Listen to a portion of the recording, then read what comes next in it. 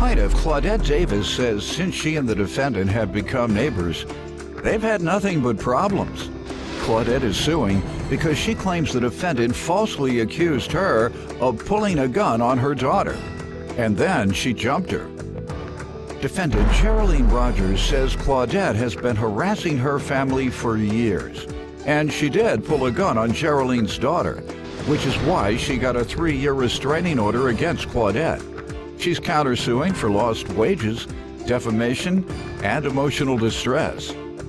All rise. This court is now in session. The Honorable Judge Greg Mathis presiding.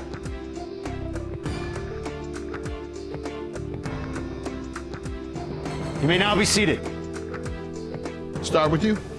Judge Mathis, I've been knowing Ms. Rogers since the age of 9 years old. She was a neighbor of mine on another street. A few years back, Geraldine moved on my street as an adult, as my neighbor. It's been an ongoing challenge just having her as my neighbor. Most recently, she accused me. How did it start, though? Tell me the beginning of this. These challenges.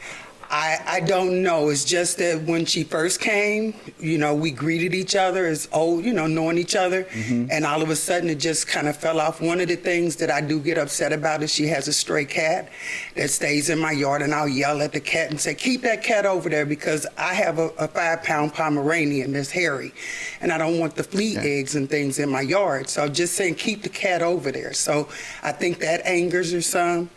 But what took it to this level? This is about a cat fight. No, it's not about a cat fight. No, it's not cat fight. No, it's not about a cat fight. It's because she accused me of pulling a gun on her 8-year-old daughter, which is very bizarre. You tell me. No, that's not. Any that's problems? not why this is when going on. When did your problems initially begin? Just like she said, we've been knowing each other for a while, and I moved over into the neighborhood where she moved over in 2016. When I moved there, we were okay, you know what I'm saying? It started with her getting drunk and wanting to be on her porch, screaming and hollering, and 3 o'clock in the morning. About your cat? No, we didn't even have a cat. About what? We didn't have a cat. I don't know. She would be on her phone, and she would be screaming and hollering, I guess having a conversation as she was drunk, arguing with somebody. You are lying. First of all, let me tell you something. I drink beer sometimes. 3 o'clock in the morning, my old buddies is asleep. So stop lying. You've been lying through this whole thing, and that's why we here. Because you're a big liar. You was a liar when you was 9 years old. Defamation of character. Lost in wages. You beat me. That's why you went to jail, and what I'm going to pay you for beating me. When I couldn't defend myself, when your coward butt pulled open my car door and you and 2 of your friends jumped a 59-year-old woman. Well, let me say this, ma'am. So far, you've demonstrated a temperament that could be confrontational. It started with her cussing out, going off in our neighborhood. About what? About whatever issue she was having over the phone with whoever she was on the phone with. Our houses are close. You could literally hear her whole conversation at 3 o'clock in the morning. Not to mention that our neighborhood done told her this as well. She doesn't want to listen. She said she could say what she want to say. She calls us. Let me stop you there. Have the neighbors complained to you? No, sir. No, okay. sir. We've never really had any problems. That's why I do not understand the accusation. I promise you, you've had a problem. The way you just said she beat you and was jailed for it. Right, y'all had a problem. We did, but I didn't know we had a problem that severe, and I do apologize for my behavior in court. But Your Honor, you do not know. It's been almost a year. I'm still not sleeping over these accusations. I don't know if this young lady is on meth or if she's on some type of ecstasy that makes her create this story that she created. She don't act like she's high to me. You act like you high to her. No, sir. Okay, no, sir. Oh, that carrying on you did. I'm sorry. You flipped out. I'm angry. It hurts. Yeah, but a lot of people are angry and they don't flip out like that. I apologize, Your Honor. All right. So tell me more about the confrontations. Go ahead, ma'am. Okay, on August the 30th, I was sitting in the Shell gas. Of what year? Of 2020. I was sitting in the gas station. I am a friend with the owner at the gas station. And I was just sitting there listening to the radio and talking to my mother. And all of a sudden, a young girl came and opened. Your mother was there or you were on the phone? We were on the phone. We were on my cell phone. And all of a sudden, I turned around and somebody was at my door snatching my door open. So at that time, I didn't know who these people were. All I knew was somebody had jumped in from the passenger side and started beating me, and then somebody on the driver's side was beating me. So why do you believe that happened, the attack? Sir, it's bizarre. I don't know. All right. I don't. That's maybe we can get And those how did you answers determine today. she was involved? I actually, if you look at page 1, here's a picture of her leaving the Shell gas station, running across the street after beating me. Okay. I did try to get the Shell gas That's not me, station Your Honor. video. And obviously, you went to the police, or the police came, and what was the result? Okay, I actually, I got in my car and I went on home, called the police. So when I called the police, I went downstairs, gave them all the information of what happened and everything. And the officer said, we really hate to do this, but you got 2 TPO order violations against you. So now You did?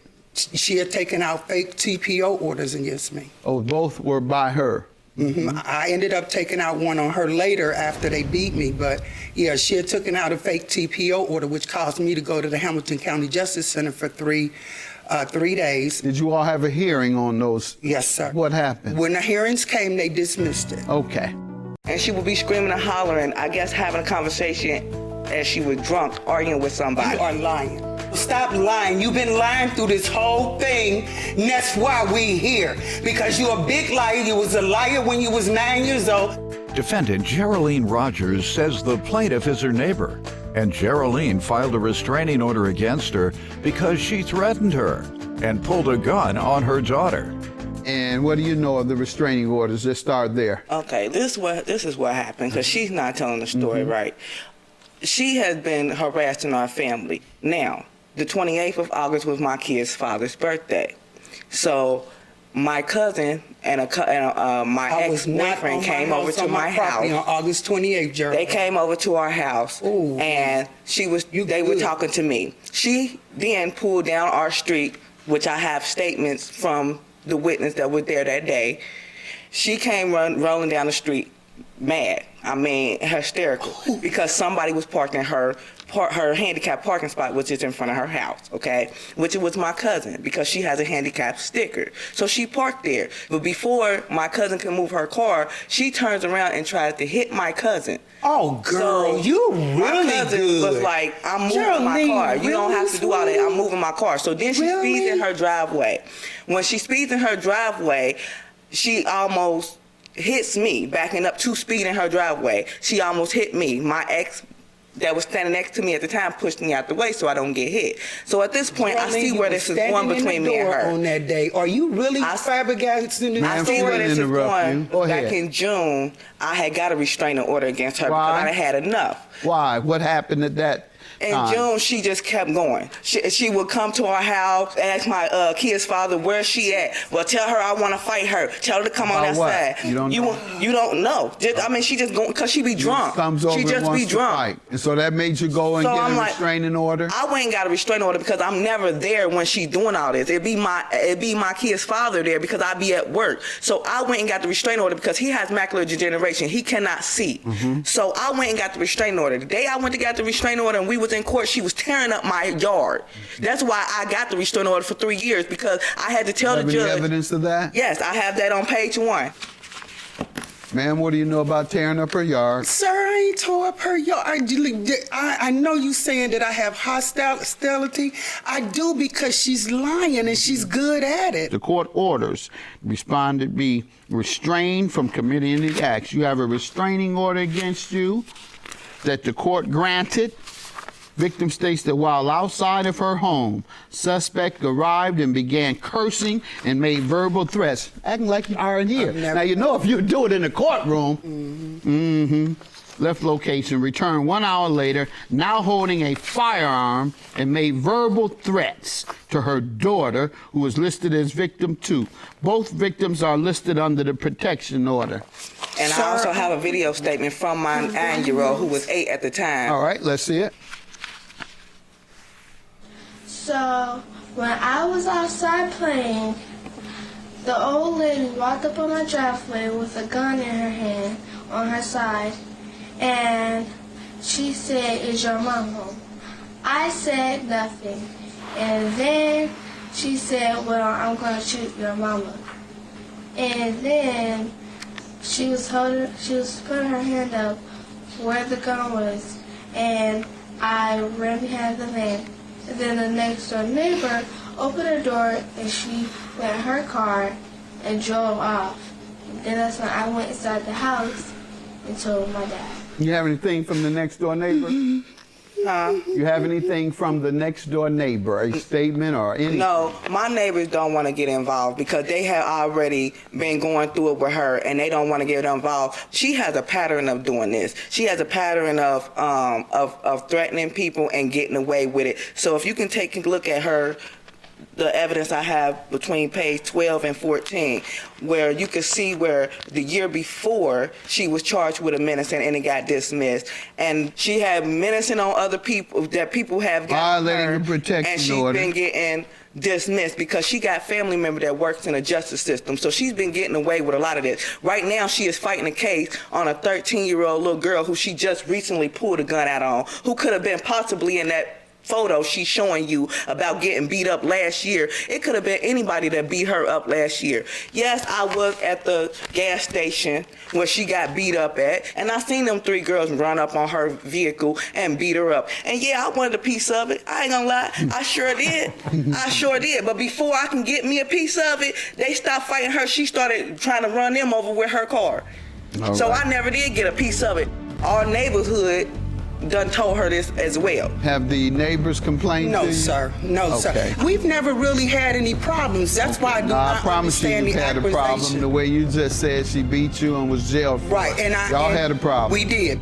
Defendant Geraldine Rogers says the plaintiff is her neighbor, and Geraldine filed a restraining order against her because she threatened her and pulled a gun on her daughter. What about all these other allegations? Let's talk about the 3 other people who charged you. Did you see that I was never convicted? I understand. Why do you think people just have a habit of charging you? No, I do have a big mouth, Your Honor. I will agree. I would agree with that. And I will speak back if somebody is bothering me. I live alone. No, nobody has to bother you, ma'am. I can tell. All right. Now, your counterclaim, ma'am, for defamation, how did she defame you? I went to jail for 6 months. I lost my job. I was making $280 a week. I lost 24 weeks due to incarceration. How were you convicted? By jury or a judge? No, or not what? a judge. It wasn't no jury trial. It was just a judge. I was convicted because I was at the scene. I didn't have proper alibi. And it was one of them things that because you was there and we can't get them, we gonna get you. So that's how I ended up. Oh, they didn't get the other 2 ladies? It was 3 ladies. I don't even know who these 3 ladies was. Like I said, she's going to court for pulling a gun out on a 13-year-old right now. It could have been them for all I know. Now, with regard to your pain and suffering, and that's for what? The assault against you, ma'am? Yes, sir. All right. What's the emotional distress for? Okay, I was actually hospitalized while I was in the Justice Center due to my heart condition and my health conditions, and this is just really taking me over the edge. Like I said, a year later, I'm still not sleeping. Yeah. And it just don't feel like it's fair. Well, ma'am, all I see is mutual hostility, mutual aggression. Your claim is dismissed, and so is yours. Have a good day, you ladies. Go home and work it out. Bye. Working it out. You're going to end up getting shot. I'm gonna strike you. You better quit pulling your gun out on people because somebody going to shoot you. I couldn't beat you in looking for court. the wrong I couldn't drama. beat you in court, sweetie. You too old. You know need to what? grow up. You know you Stop lying. using that You gun know for you every lying. little issue. You know you lying, baby. Stop You using had that gun your for every child. little You issue. stooped that low. Plaintiff Troy Gibson says he was a California highway patrolman and eventually became a police officer. But after he was forced to take someone's life in the line of duty, his heart wasn't in it anymore. Troy's suing his ex-girlfriend today for the cost of a laptop. Defendant Michelle Hodge says when she met Troy, there was an instant attraction. But she soon discovered he had a drinking problem, and he became verbally abusive when he drank. She's countersuing for emotional distress. Start with you, sir. A little bit of background about myself. I had a very good childhood. I'm from Oakland, California. At 17, I had a really bad car accident. I was a junior in high school. And so I crashed my mother's brand new car, first new car she ever had. I totaled it. So I was walking down the freeway. I didn't want to go home, you know. So the highway patrolman, California highway patrolman pulled up. I never even thought about law enforcement that day, until that day. He pulled up, he talked to me, he gave me a ride home, way out of his way, not even his area. Took me home, sat me in the car, went in to talk to my mother. When I went inside, all she did was give me a hug and told me to go to bed. The next morning, I came downstairs and I told my family, my grandparents and my mother, that I'm going to become a California highway patrolman, because that's what I want to do for people. Good. And so after high school at 18, I joined the U.S. Marine Corps Reserves. At 19, I joined the Oakland Police Department as a police cadet. And at 21, I walked across that stage and became a California highway patrolman. Good. And I was the only African American out of 100 people in my class. Good.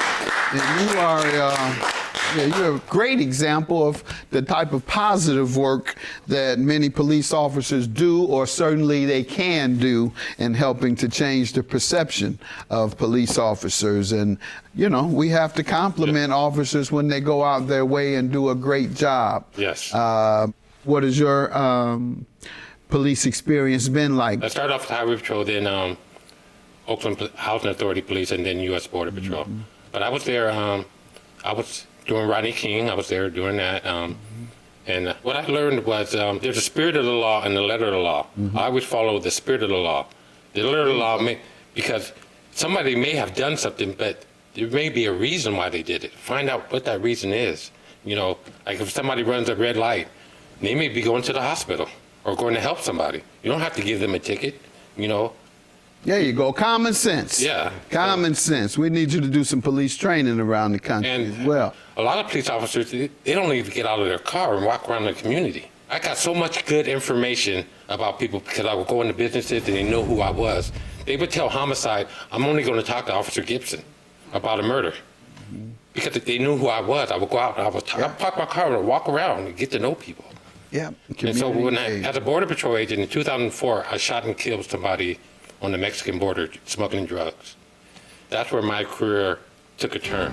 You're a great example of the type of positive work that many police officers do, or certainly they can do, in helping to change the perception of police officers. And, you know, we have to compliment officers when they go out their way and do a great job. Defendant Michelle Hodge dated the plaintiff, but she claims he had a drinking problem and he became verbally abusive when he was intoxicated. Tell me what happened in that. My partner went this way, I went this way, and he started shooting at my partner. And they give us assault rifles only as Border Patrol agents. So I was so far away from this guy, he could not see me or hear me. And I knew that if he had saw me or heard me, he would have dropped his gun, knowing I was there. And all I can do is take the shot. But sorry to hear that. And that caused you to it took me 5 years before my heart just wasn't in it anymore. You have a conscience. Yeah. So. And one of the observations I will make is that what you're advocating and what you practice sounds like community engagement or police engagement with the community. I'm proud, being from Detroit, a tough city, as many know. We had a mayor, the first black mayor, Coleman A. Young. He ran his election against police brutality, which I was a frequent victim of in my neighborhood, being thrown down or up against the car at least every month, starting at age 12. So that was one of the things the mayor of Detroit ran on and won, and he established police mini stations separate from the big precinct. These were neighborhood offices, really. 2 officers would be in there, wait on community people who might need resources. They might take turns walking around the neighborhood, engaging the people, talking with them, getting to know them. So once again, you all should advocate in your communities for police engagement and community policing, and that is getting to know each other, talking, putting the police who can relate to that community in those positions. And I'm not a defund the police person, don't believe in that. I believe in appropriating some of the monies, perhaps more of the monies that police receive, to community policing and to hiring social workers to help defuse, or to train officers on how to diffuse hostile situations. So I thank you for pointing these things out, showing us what good police work is, and I advise all those in law enforcement and those who are voting for your elected officials what to ask for. Let me have some background from you, ma'am. Yes, Your Honor. Troy and I met online on an online dating site. There was an instant attraction / passion for each other. We had a lot in common. So after that first date, we continued to see each other, and everything was going fairly well. So roughly about a month after we had met, he had asked me to move in with him. And so I did so. And like I said, everything went well for a while. And then I found out that he had a problem with alcohol. And so when he would drink, it would be like a binge. So for 5, 6 days, he would drink. And when he would drink, his demeanor, behavior, personality completely changed. He became belligerent, verbally abusive. What was your analysis of that? In general, he's a pretty easygoing person, but for some people, when they drink, they completely change, and that was the case with Troy. The reason I was asking that, based on the life he's lived as a police officer and having to commit a deadly act, certainly it sounds like post-traumatic stress disorder. Many people kill their stress or address their stress with drugs and alcohol to kill the pain. And I'm just asking to see if you all ever had those type of discussions. Did you ever discuss him getting counseling or treatment for alcohol? I'm Yes. sorry. She has asked me. I do take medication, and I do see a psychiatrist and a psychologist. I have been diagnosed with PTSD and severe depression. She has asked me to talk to her about it, but coming from law enforcement, for a while, I didn't see anybody because I was in charge. I mean, I thought I was above people who were taking medication. I didn't know I needed to take medication or to seek help. And she's asked me, but I said, that's why I see a psychiatrist. Maybe I should open up more. But I don't open up to people. Yeah. Except for professional now, but and since I've been in Memphis, I haven't seen anybody. So I need to do that. Yes, please do. And I'm sure that now that you know that, you can look back with compassion. Defendant Michelle Hodge dated the plaintiff, but she claims he had a drinking problem and he became verbally abusive when he was intoxicated. And let me hear why you're suing over the laptop. I don't remember. It was in June, but I don't remember the exact date. We had an argument. I don't remember what it was about, but I had been drinking. So I left. We were staying in a hotel because we were still looking for an apartment. The room was in my name. It was an extended stay. So I called the Memphis Police Department, and I treated her as an unwanted guest, which, when I look back on it, I mean, she's a woman in a new town in Memphis. Yeah, you should have left. I should have left. I should have got a room.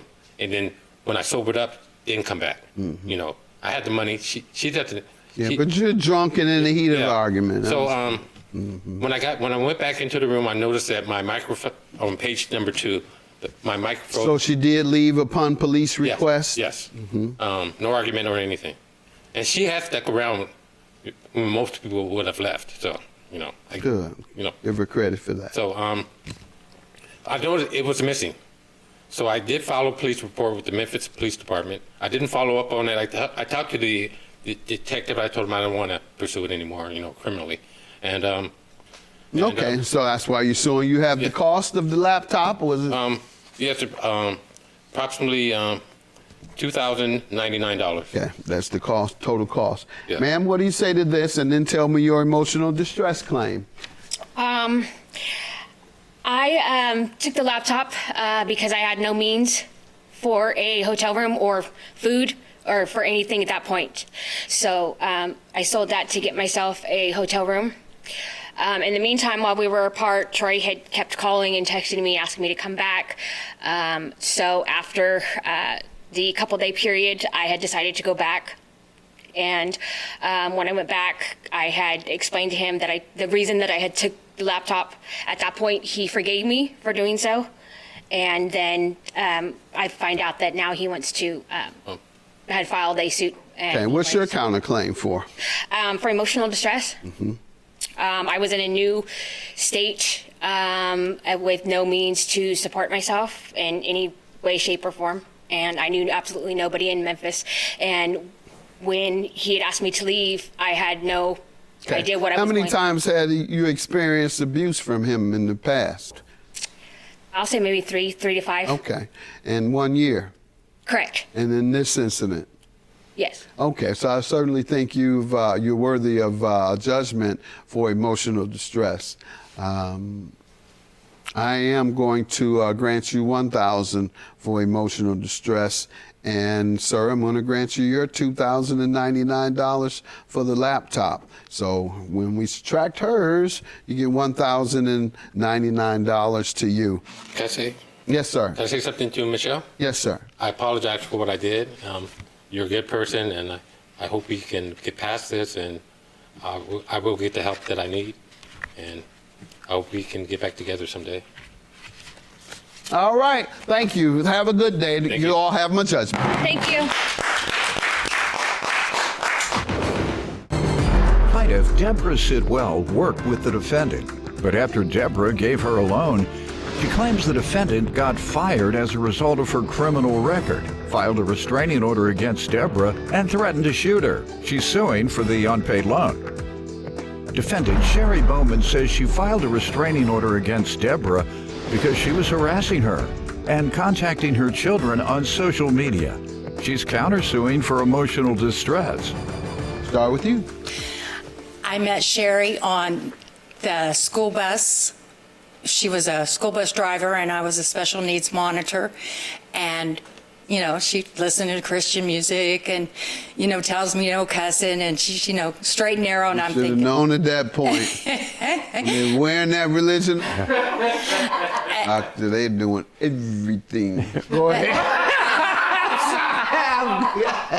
That's we, at that point, actually, we kind of hit it off. You know, both of us had a great sense of humor, and, you know, I was going through a lot. My dad had passed away, and my son was going through rehab. My husband was going through testing, so I was pretty much in tears every day, you know, away from the children on the bus. And so I would talk to Sherry. She'd be like, "Woman, what's up with you?" And so I would tell her my problems, and so she warmed up to me. And then one day on the bus, she's crying and just having a really bad day. And I'm like, "Sherry, what is going on?" You know, I knew she was going through cancer. I knew her sister had died, and I knew she was going through a divorce. And then she tells me that her soon-to-be ex-husband had not paid the mortgage payment, which he was supposed to pay the mortgage payment. Well, let me stop you there because I had a little fun with that. You turned to the right place with your crisis. It's my experience and observation of others. When they turn to prayer, that prayer works with a sincere heart. So I didn't want to play with that and just leave it there, now that I know you had multiple crises in your life at the same time. Plaintiff Deborah Sidwell is suing her former friend, who claims she filed a restraining order against Deborah because she was harassing her and her children on social media. So you were a friend to talk with her about it and try and hold her hand a little on Right, it? exactly, because I knew what it was like to be down because I was losing everything. And so when I'm on the bus and she starts crying to me that she's going to lose her house with her 4 kids, I'm like, "Sherry, how much money do you need?" She's like, "I have to have this amount of money. I need $1,000 to add to my paycheck on Friday." And I said, "I can do $1,000. I can loan you $1,000. And so she's thanking me, telling me that she'll pay me back, and she promises as quickly as possible she'll pay me back. She'll pay me every paycheck. So the next morning I said, okay, I'm writing the check out before I come. And so she told me, well, I need $1,500. Well, that should have been a warning. But I wrote the check out for $1,500, which is here in my... Before we go further, and we'll return at the point of your evidence, I'm going to allow her to give some background and some information. Let's hear from you. First, I'd say I was grateful that she offered to help me.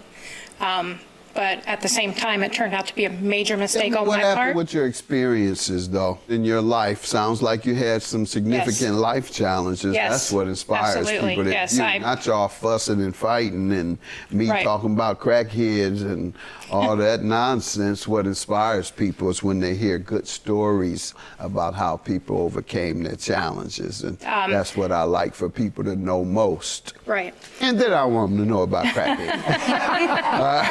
But go ahead. I have a history of thyroid cancer. I was diagnosed in 2016.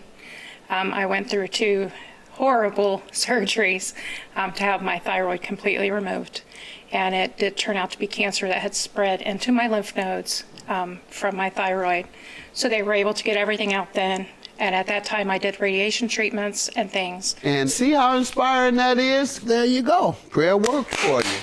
You prayed for healing and got it.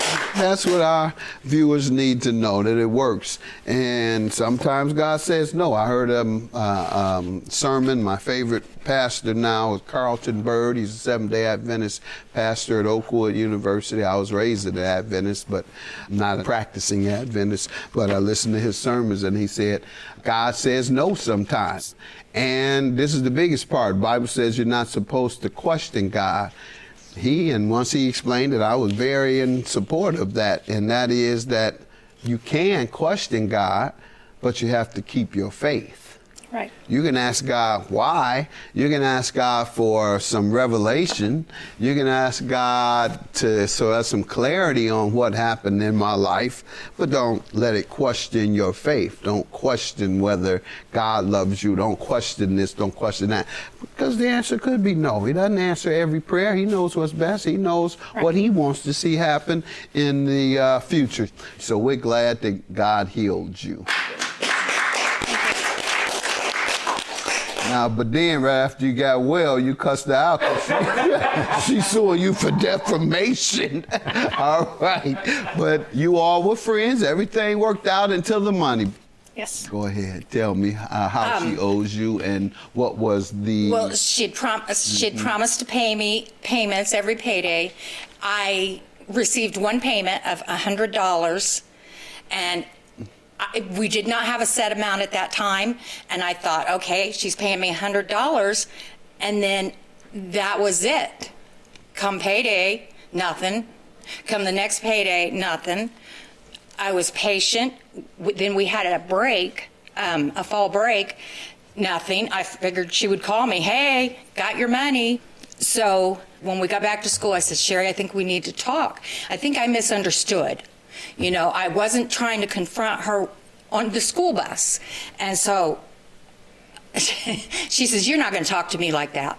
And just turned it all around on me.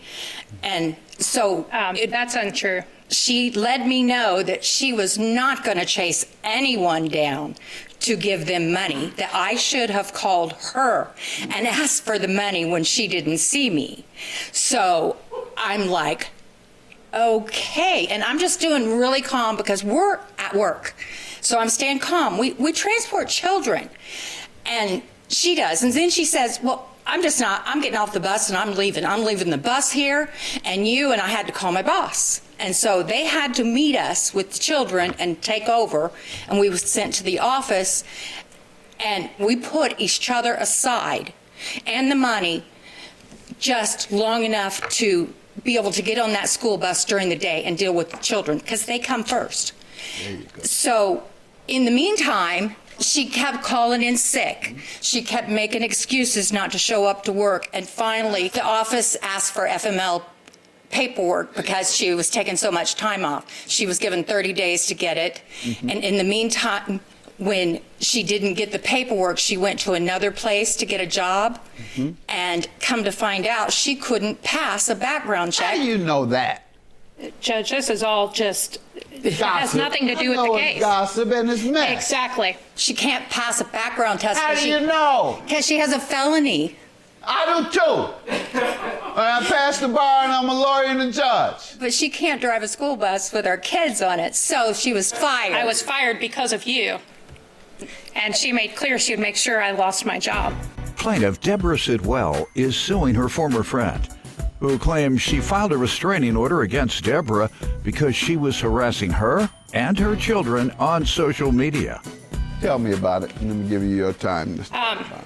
From his start from the beginning, Yes. her loaning me money was a huge mistake, and I knew that because within a few days, she felt entitled that she basically could take control of my life. And I finally had to tell her, listen, I don't want to be friends with you outside of work. I can be professional at work, but when it comes to you, I don't want How anything did to she do. try and take control? She started out by calling me constantly, coming to my door. That is not true, Your Honor. She messaged my children, who are 13, 16, and 17, on Facebook, privately messaged my children. That's after and my lost husband. me and what, were ma'am? fired. Hold on, ma'am. Saying what? Basically trying to demean me as a person. Did you text her children at all? When she blocked me after she was fired and said she'd paid me every dime Right. and filed a restraining order on me, so I it could goes as not far as contact to- her. Okay, if she tie you up and hang you upside down, ma'am. You have her address? She Right. told me she would shoot me if I went to her No. house. A woman. I don't even have a gun in my house, but that's okay. But to That's because continue she was on You probation. messing with my kids. Right. ahead. She also told me that because two of my children go to the same schools that her grandkids do, that my kids needed to watch their back while they were at school. man. So of That's course my kids not don't want to go to Now I don't school. believe you. She called my husband and told him I was screwing around. And Did you, ma'am?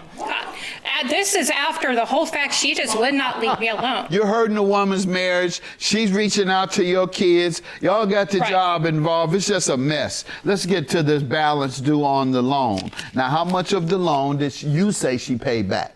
She paid me back $420 Out of 1,000? out of $1,500 Okay. Let him know how you were paid. cash. Exactly. Every time I have it documented on how much You she have a gave ledger. me. What page is yours on? Page 10. And each time it was different. When it was $60 because she told me she was going to pay me $50, her husband handed me $60 on the 11/13. It was 3/20s. I called her immediately and I said, Sherry, he gave me $60, not $50. She's like, that's okay, keep it. And then again, that happened in 2/18/21. You have your record of payment? Yes, I do. And she was given What cash page? each time. What page? 2. And these are you all's own notes. Dates of cash payments to Deborah. February, September. Yeah, you all have the same dates, but different amounts. I have in my own writing, that's all I have. And I know what she gave me, or else I would not be here, trust me. Yeah, why do you think she's suing you then, ma'am? Because she pretty much felt entitled, and after I told her I didn't want to be friends with her outside work, that's when things started really getting crazy. All right. Your Honor, I have it a just lot of went friends. Crazy. All right. I don't believe that she's suing you because things got crazy and you hurt each other's feelings. I don't believe it, so I'm going to grant her judgment for the loan. $1,080. I'm going to deny both of you anything outside of the money. All this emotional distress and all this defamation, you all defame each other right here in court. So that is dismissed. Everything other than the loan repayment. Have a good day. Thank you.